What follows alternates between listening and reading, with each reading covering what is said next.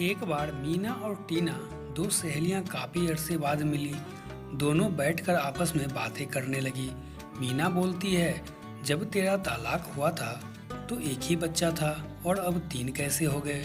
तो टीना बोलती है, दरअसल वो कभी कभी माफी मांगने आ जाया करते थे। 哎呦我的妈！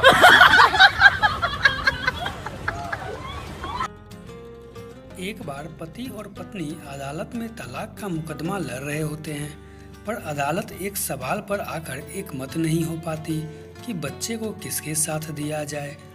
अपनी दावेदारी साबित करने के लिए पत्नी कहती है, जज साहब, मैं 9 महीने तक बड़ी तकलीफें झेलकर इस बच्चे को अपनी कोख में रखा है, इसलिए इस पर तो मेरा हक ही बनता है। पत्नी की बात सुन जज पति की तरफ देखता है और पूछता है, तुम कुछ कहना चाहते हो अपनी पत्नी की बातों के ऊपर।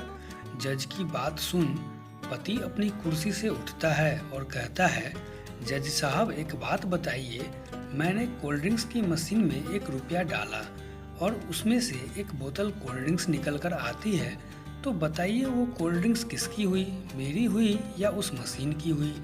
यह सुनकर पत्नी तपाक से जवाब देती है, जज साहब, मेरा बर्तन, दूध भी मेरा, और उसमें दही जमाने के लिए 2 बूंद खट्टा डालने से दही बना तो दही किसका। पत्नी की बात सुन पति जवाब देता है, जज साहब, टाइपराइटर में कागज मैंने डाला, बटन भी दबा दबा कर मेहनत भी की मैंने, फिर चिट्ठी किसकी, मेरी या टाइपराइटर की।